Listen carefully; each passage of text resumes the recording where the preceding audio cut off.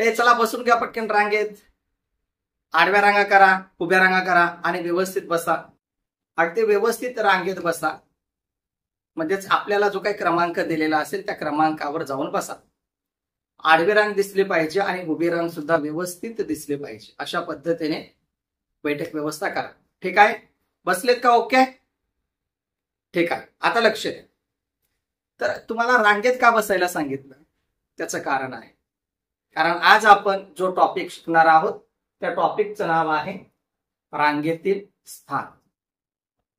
रांगेतील स्थान म्हणजेच काय की तुम्ही कोणत्या ठिकाणी आहात, रांग कोणत्या प्रकारची आहे आणि त्या रांगेत तुम्ही कोणत्या ठिकाणी बसलेले आहात हे आपल्याला आजच्या टॉपिकच्या माध्यमातून समजून घ्यायचं आहे. ते समजून घेत असताना आपल्याला काही गोष्टी माहिती असणं अत्यंत गरजेचं आहे. ह्या प्रकारचे प्रश्न वेगवेगळ्या ज्या काही स्पर्धा परीक्षा होत असतात त्यामध्ये विचारले जात असतात. नवोदय परीक्षा, शिष्यवृत्ती परीक्षा असेल, पोलीस भरती, तलाठी परीक्षा किंवा अन्य प्रकारच्या ज्या स्पर्धा परीक्षा होतात त्या परीक्षांमध्ये रांगेतील स्थान म्हणजे स्फुट प्रश्न, त्यातील उपघटक असतो रांगेतील स्थान. रांगेतील स्थान या घटकावर आधारित ह्या गोष्टी आपल्याला जर माहिती असतील तर दिलेले प्रश्न आपण सहज सोडवू शकतो. ते कसं आणि कोणत्या गोष्टी महत्वाच्या तर पहा, या ठिकाणी समजून घ्या. आपण आधी ज्या काही महत्वाच्या बाबी आहेत, महत्वाच्या गोष्टी आहेत त्या आपण समजून घेऊ आणि नंतर त्याच्यावर आधारित जे काही प्रश्न असतील ते आपण सोडवणार आहोत. पहा, महत्वाचं या ठिकाणी सांगितलेलं आहे की रांगा दोन प्रकारच्या असतात. सुरुवातीलाच तुम्हाला सांगितलं की रांगेत बसून घ्या. आडव्या रांगा आणि उभ्या रांगा. आता आडवे जेवढे विद्यार्थी बसलेले असतील त्या प्रत्येक विद्यार्थ्याच्या पाठीमागे काही विद्यार्थी बसलेले असतात, बरोबर. पुढचे जे विद्यार्थी असतात, प्रत्येक रांगेतील पुढचा विद्यार्थी आपण घेतला तर ती आडवी रांग होत असते आणि त्या विद्यार्थ्यांच्या मागे जे बसलेले असतात ती उभी रांग होत असते. आणि म्हणून रांगा किती प्रकारच्या असतात तर रांगा ह्या दोन प्रकारच्या असतात. एक म्हणजेच उभी रांग आणि दुसरी म्हणजे आडवी रांग. आता उभ्या रांगा कुठे कुठे पाहायला मिळतात तर आपल्याला सर्वांनाच माहिती आहे, उभ्या रांगा आपण देवदर्शनासाठी जेव्हा जात असतो तेव्हा लांबच्या लांब अशा रांगा लागलेल्या असतात. नागमोडिका असते ना, परंतु ती उभी रांग असते. ओके, तिकीट घेण्यासाठी असेल त्या ठिकाणी उभी रांग लागलेली असते. आणखी वेगवेगळ्या प्रकारचे जे काही असतात, जसं की आपण यादी तयार करत असतो, ते यादीमध्ये एकाखाली एक आपण काय करत जात असतो, ते पॉइंट्स आपण लिहित जात असतो. ती उभी यादी झाली, उभ्या नावांची यादी होत असते. रांगा दोन प्रकारच्या, त्यातील पहिली उभी रांग आणि दुसरी आडवी रांग. उभ्या रांगेतील आपण देवदर्शनाची रांग घेतली, तिकिटाची रांग घेतली किंवा शाळेमध्ये विद्यार्थ्यांना जेव्हा पोषणाहार वाटप केला जात असतो किंवा दिला जात असतो तेव्हा त्या विद्यार्थ्यांची जी रांग असते ती उभी रांग असते. किंवा जर समजा विद्यार्थ्यांना शाळेतून वर्गातून खेळायला सोडलं असेल तर मैदानावर जात असताना विद्यार्थी वर्गातून मैदानापर्यंत उभ्या रांगेतून जात असतात, त्यांची आडवी रांग नसते. किंवा एखादी प्रभात फेरी असेल, आपण त्याला रॅली म्हणत असतो, तेव्हा दोन दोनच्या विद्यार्थ्याच्या गटाने विद्यार्थी उभ्या रांगेच्या माध्यमातून जाताना दिसून येत असतात. ओके, आडवी रांग. आडवी रांग कुठे पाहायला मिळते आपल्याला तर जेव्हा स्वागत गीत म्हणणाऱ्या ज्या काही विद्यार्थी असतात त्या अशा आडव्या पद्धतीने उभ्या असतात. ओके, आडव्या पद्धतीने त्या उभ्या असतात आणि त्यांचं गीत ते सादरीकरण करत असतात. पोषणाहार घेणारे विद्यार्थी पोषणाहार घेऊन झालं की जेवणासाठी आडव्या रांग्याने ते बसत असतात. किंवा वेगवेगळे जे काही प्रोग्राम जो होत असतात, प्रोग्राम संपल्यानंतर काही स्नॅक्स असेल, नाश्त्याची व्यवस्था केलेली असेल किंवा जेवणाची व्यवस्था केलेली असेल तर जेवण घेताना जी रांग असते ती उभी असते आणि जेवण घेतल्यानंतर किंवा डायनिंग टेबलच्या ज्या काही रांगा असतात त्या रांगा सुद्धा आडव्या असतात. ओके, म्हणजेच उभी रांग आणि आडवी रांग यातील कन्सेप्ट आपल्याला समजले असेल. आपण पुढच्या गोष्टी समजून घेऊया.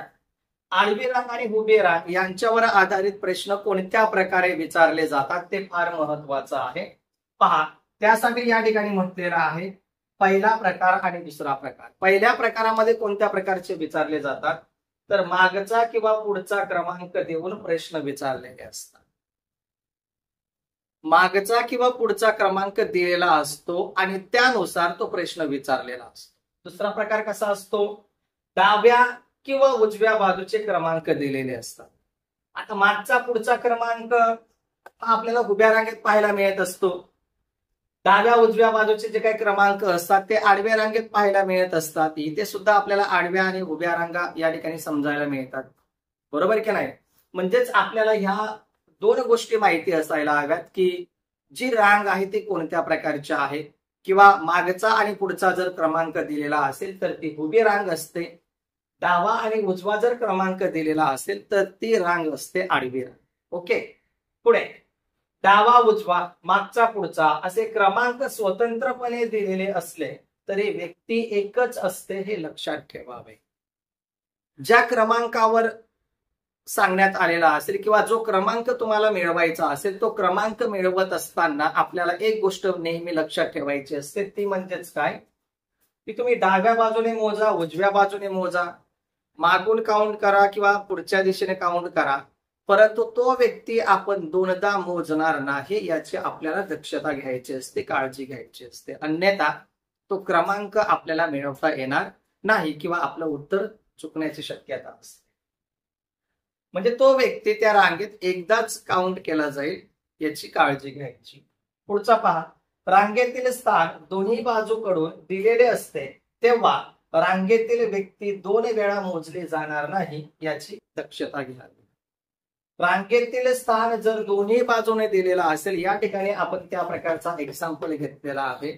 जर दोन्ही बाजूने तो क्रमांक दिलेला असेल तर अशा वेळेस तो व्यक्ती दोन्ही बाजूने काउंट होता कामा नये याची आपल्याला खबरदारी घ्यायची असते, काळजी घ्यायची असते. जर आपण दोन्ही वेळा तो काउंट केला तर काय होणार आहे, संख्या अधिक होणार आहे, अचूक उत्तर मिळणार नाही. पुढचा फार महत्वाचा आहे. बऱ्याच वेळा आपण या ठिकाणी गोंधळून जात असतो, म्हणून हे माहिती असायलाच हवं. पासून, पासून हा शब्द जर त्या वाक्यात आलेला असेल, पासून हा शब्द असल्यास त्या व्यक्तीपासून प्रथम क्रमांक द्यावा.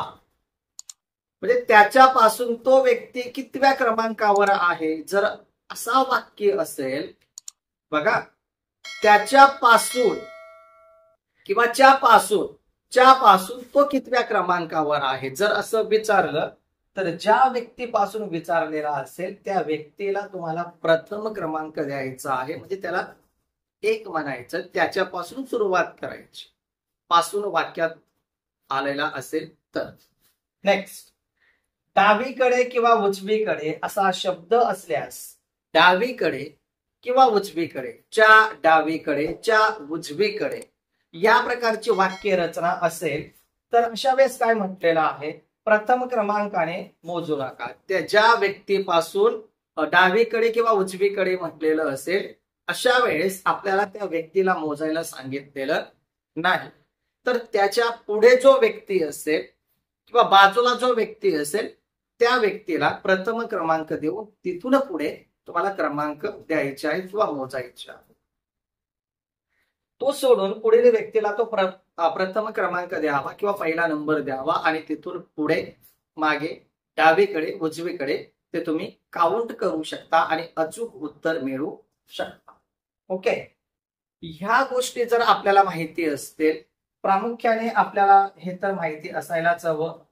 ह्या ज्या 2 गोष्टी आहेत त्या खूप महत्वाच्या आहेत आणि या ठिकाणी आपल्याला 2 रांगा माहिती असायला हव्यात, म्हणजेच आपण अगदी सहजरित्या प्रश्नाचं उत्तर मिळवू शकतो. पहा, या ठिकाणी ह्या जर गोष्टी माहिती असतील तर ह्या गोष्टींवर आधारित आपण सहजरित्या जे काही या ठिकाणी उदाहरण दिलेले आहे ते आपण सोडवू शकतो. उदाहरण सोडवण्यासाठी पहा, पहिल्या उदाहरणामध्ये काय म्हटलेलं आहे, एका रांगेत सूरजच्या उजवीकडे, बघा, एका रांगेत सूरजच्या उजवीकडे 25 मुले व डावीकडे 21 मुले उभी आहेत. याच रांगेत मध्यभागी उभा असलेला विक्रम त्याचा क्रमांक किती? बघा, एका रांगेत सूरजच्या उजवीकडे किती मुले आहेत? 25 मुले आहेत. डावीकडे 21 मुले आहेत. ओके, तर याच रांगेत मध्यभागी असलेला जो काही विक्रम आहे त्या विक्रमचा क्रमांक कितवा?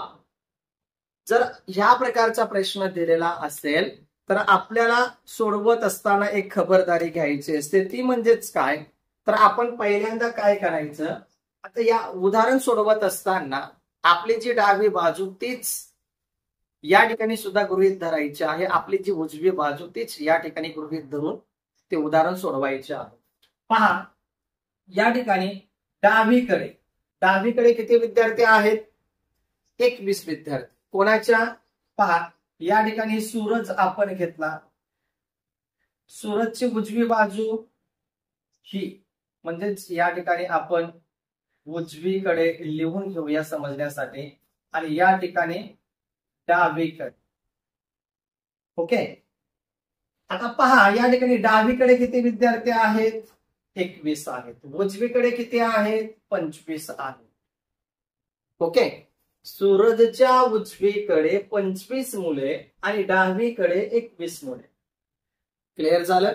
मांडणी करायला सोपं जाण्यासाठी आपण ही पद्धत या ठिकाणी वापरलेली आहे, म्हणजे सर्वांना समजेल यासाठी आपण ते समजून घेत. आता ही मांडणी केल्यानंतर या ठिकाणी आपल्याला एकूण विद्यार्थी संख्या मिळवायच्या आहेत, म्हणजेच काय, तर एकूण मुले. आता एकूण मुले बरोबर किती? पहा, आता एकूण मुले म्हणजेच काय, पहा, डावीकडे 21 अधिक हा सूरज मध्ये सूरजच्या डावीकडे 21 आहेत, उजवीकडे 25 आहेत, म्हणजे सूरज 1 आणि या ठिकाणी 25. ओके, एकूण मुले आपल्याला मिळतील. एकूण मुले मिळवत असताना या जे काही अंक आलेले आहेत या अंकांची बेरीज करायची. 21 आणि 1 22, 22 आणि 25 किती झाले? पहा, 5 आणि 1 6, 6 आणि 1 7, 2 आणि 2 4, म्हणजेच एकूण त्या रांगेमध्ये किती विद्यार्थी मिळाले? 47 एवढे विद्यार्थी त्या रांगेत आहेत. ओके, आता 47 ही संख्या मिळाल्यानंतर आपल्याला क्रमांक कोणाचा मिळवायचा आहे? विक्रमचा. विक्रम हा मध्यभागी उभा आहे. मध्यभागी असलेल्या विद्यार्थ्याचा जर क्रमांक आपल्याला मिळवायचा असेल तर आपल्याला या ठिकाणी काय करणं अपेक्षित असतं? पहा, मध्यभागी मिळवत असताना मध्यभागी बरोबर, पहा, या ठिकाणी जी काही संख्या मिळालेली आहे त्या संख्येला काय करायचं? 2 ने भागायचं. परंतु या ठिकाणी विषम संख्या आलेली आहे, ही गोष्ट महत्वाची आहे. जर समजा आलेलं उत्तर विषम संख्या असेल तर त्यामध्ये 1 मिळवायचा आणि त्यांची क्रिया केल्यानंतर जे उत्तर येईल ते उत्तर तुमचं फायनल घ्यायचं, म्हणजे 47 अधिक 1 बरोबर 48 भागिले 2 ही क्रिया करायची आहे. नेहमी लक्षात ठेवा, फार महत्वाचं आहे.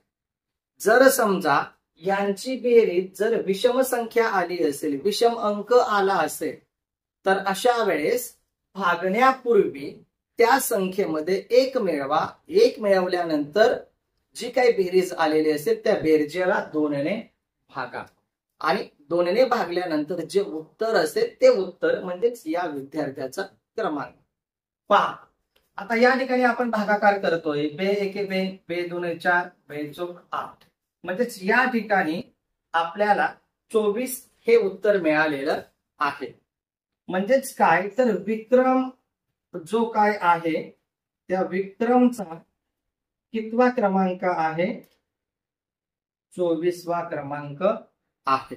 या रांगेमध्ये विक्रम मध्यभागी आहे, म्हणजेच मध्यभागी असल्यामुळे त्याचा क्रमांक आला 24वा, 24 नंबर. ओके, क्लिअर झालं? दुसरं गणित पहा. रोहित एका रांगेत मध्यभागी उभा असून त्याचा 9वा क्रमांक आहे, तर त्या रांगेत एकूण मुले किती? रोहित एका रांगेत मध्यभागी उभा असून त्याचा 9वा क्रमांक आहे, तर त्या रांगेत एकूण मुले किती? बघा, एक रांग आहे, त्या रांगेमध्ये रोहित नावाचा विद्यार्थी उभा आहे. त्याचा सेंटरचा किंवा मध्यभागी असल्यामुळे त्याचा क्रमांक आहे 9. तो 9व्या क्रमांकावर उभा आहे. बघा, खूप सिंपल आहे. आता सिंपल का म्हणतोय, जर या ठिकाणी तुम्ही घेतला तर अगदी सहजरित्या तुम्ही सॉल्व्ह करू शकता. कसं सॉल्व्ह करू शकता? अगदी साध्या पद्धतीने. पण जर समजा आपण स्टेप बाय स्टेप सोडवायचं झालं तर या ठिकाणी सूत्र लक्षात ठेवा. मध्यभागी जर तुम्हाला मिळवायचं असेल तर मध्यभागी गुणिले 2 वजा 1 या सूत्राचा वापर करा आणि जो उत्तर असेल तो उत्तर मिळवा. बघा, आपण समजा विचार करूया, रोहित म्हणजेच आपण या ठिकाणी आर घेतलं. रोहितचा क्रमांक आहे 9. ओके, म्हणजेच काय, त्याच्या मागच्या बाजूला किती विद्यार्थी असतील? 8 असतील. आणि पुढच्या बाजूला किती असतील? 8 असतील. ओके, किती झाले? 8. आपल्याला काय मिळवायचं आहे? रोहित एका रांगेत मध्यभागी उभा असून त्याचा 9वा क्रमांक आहे, तर त्या रांगेत एकूण मुले किती? एकूण विद्यार्थी आपल्याला मिळवायचे आहेत. एकूण विद्यार्थी मिळवण्यासाठी पहा, हे 8 आणि हे 8 म्हणजेच 8 अधिक 8 किती झाले? 16. आणि रोहित 1 म्हणजे 16 अधिक 1 बरोबर किती झाले? 17 झाले. म्हणजे ह्या रांगेमध्ये किती विद्यार्थी आहेत? 17 विद्यार्थी आहेत. ओके, दुसरी पद्धत कशी घ्यायची? सूत्र या ठिकाणी लिहित बसण्यापेक्षा डायरेक्ट काय करायचं, जो काही मध्यभागीचा जो क्रमांक दिलेला असेल तो क्रमांक घ्यायचा, गुणिले 2 करायचं, वजा 1 करायचं. ओके, सेंटरचा जो काही क्रमांक दिलेला असेल तो घ्या, त्याला गुणिले 2 वजा 1 करा आणि पुढची क्रिया करा. 9 2 18 वजा 1 बरोबर 17. उत्तर मिळालं 17. म्हणजे ह्या रांगेमध्ये एकूण किती विद्यार्थी आहेत? 17 विद्यार्थी आहे. सिंपल तुम्ही ह्या पद्धतीने घेतला तरी चालेल. जर समजा रोहितचा क्रमांक 9वा असेल, म्हणजेच या ठिकाणी रोहित उभा आहे, त्याचा क्रमांक 9 आहे. त्याच्या ह्या बाजूला 8 विद्यार्थी असतील, ह्या बाजूला 8 असतील. 8 अधिक 1 अधिक 8 म्हणजेच 8 आणि 1 9, 9 आणि 7 17. सिंपल आहे. किंवा तुम्ही फॉर्म्युला वापरला तरीही चालेल. अगदी सहजरित्या तुम्ही ते आन्सर मिळवू शकता. खूप सोपं आहे, फक्त आपल्याला ह्या गोष्टी माहिती असायला हव्या. ओके, पुढचा उदाहरण आपण समजून घेऊ. बघा, पुढचं उदाहरण आहे आपला, या ठिकाणी एका रांगेत 25 मुली उभ्या आहेत, तर मध्यभागी उभ्या असलेल्या रोहिणीचा क्रमांक कितवा? एका रांगेत किती मुले आहेत? 25. बरोबर. एका रांगेत 25 मुली उभ्या आहेत, मध्यभागी उभ्या असलेल्या रोहिणीचा क्रमांक कितवा? मध्यभागी असणारा जर क्रमांक मिळवायचा असेल तर त्यासाठी सूत्र आहे. सूत्र लक्षात ठेवा. मध्यभागी पहा, या ठिकाणी आपण सूत्र लिहून घेऊया. मध्यभागी बरोबर, बघा, मध्यभागी बरोबर रांगेतील एकूण संख्या जी काय असेल, रांगेतील एकूण अधिक 1/2 या सूत्राचा वापर करायचा आणि अचूक तुम्ही उत्तर मिळवू शकता. खूप सिंपल पद्धतीने, फक्त सूत्र व्यवस्थित वापरा आणि तुमचा उत्तर मिळव. बघा, आपण सूत्राचा वापर करतो. मध्यभागी बरोबर रांगेतील एकूण, बरोबर, म्हणजेच किती? 25 अधिक 1/2. पुढची क्रिया 25 आणि 1 26/2. पहा,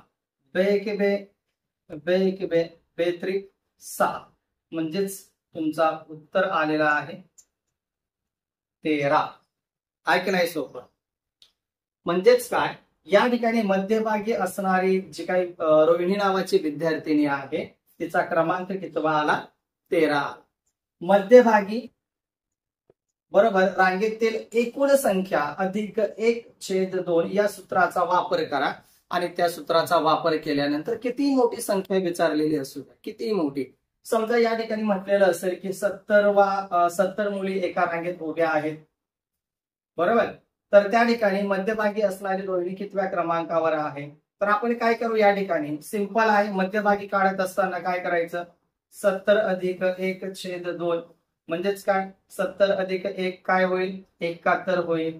बरोबर, 71 विषम संख्या आलेली आहे म्हणून या ठिकाणी काय करायचं, 1 मिळवायचा. 1 मिळवल्यानंतर उत्तर होईल 72. 72 या संख्येला 2 ने भागायचं. 2 बे 2 6, 1 राहिला, बेस आहे 12 म्हणजेच 36वा क्रमांक आपल्याला मिळेल. अशा पद्धतीने आपण या ठिकाणी चेंज करून अगदी सहजरित्या उत्तर मिळवू शकतो. ओके, पुढचा पहा. या ठिकाणी थोडासा कन्फ्युजन होण्यासारखा आहे, परंतु घाबरून जाऊ नका. जर तुम्ही व्यवस्थित समजून घेतला तर नक्कीच अचूक पद्धतीने उत्तर मिळवू शकता. आणि म्हणून व्यवस्थित समजून घ्या, म्हणजेच तुमच्याकडून चुका होणार नाहीत. प्रश्न मोठा आहे थोडा. पहा, एका रांगेत पहिल्या मुलानंतर 2 मुली आहेत. एका रांगेत पहिल्या मुलानंतर 2 मुली आहेत, दुसऱ्या मुलानंतर 3 मुली आहेत.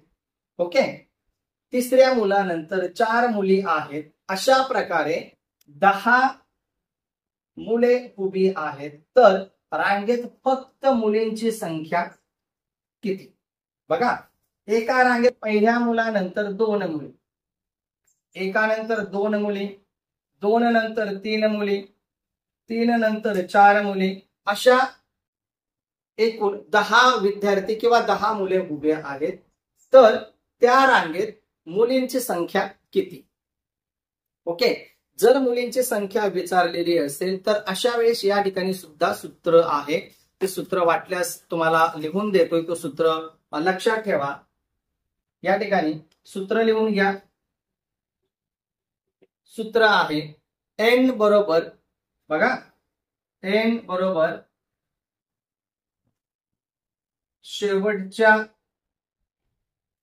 शेवटच्या मुलानंतर उभ्या असलेल्या, शेवटच्या मुलानंतर उभ्या असलेल्या मुलीचा क्रमांक धरावा.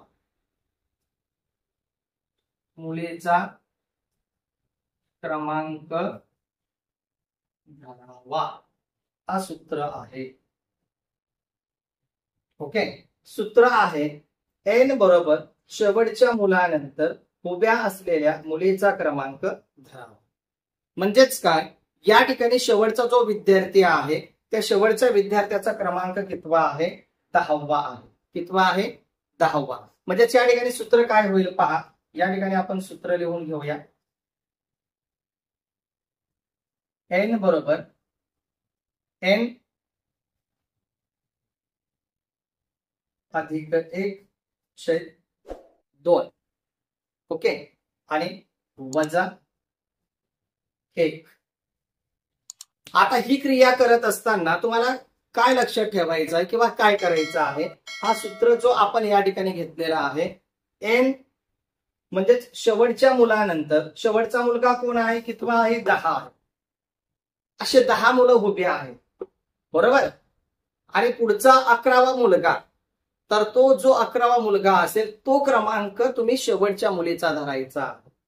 उभ्या असलेल्या मुलीचा क्रमांक तो धरावा, म्हणजे 11वा क्रमांक तुम्हाला धरायचा आहे. या ठिकाणी जो सूत्र आपण लिहिलेला आहे त्या सूत्रामध्ये आपल्याला किमती ऍड करायच्या आहेत.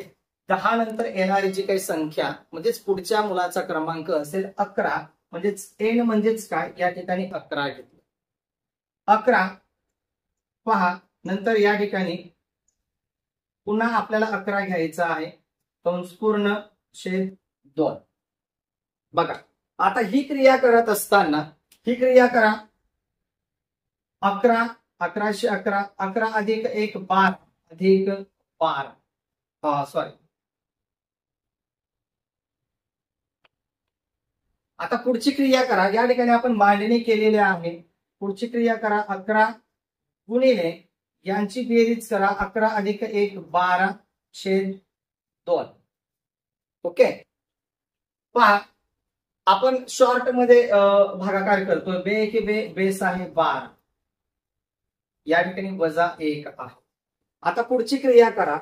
या ठिकाणी शिल्लक राहिलेले आहेत, हा 2 गेलेला आहे, 12 गेलेले आहेत, या ठिकाणी 6 राहिलेले आहेत. म्हणजेच या ठिकाणी आपण ती क्रिया करणार आहोत 11 गुणिले 6 वजा 1.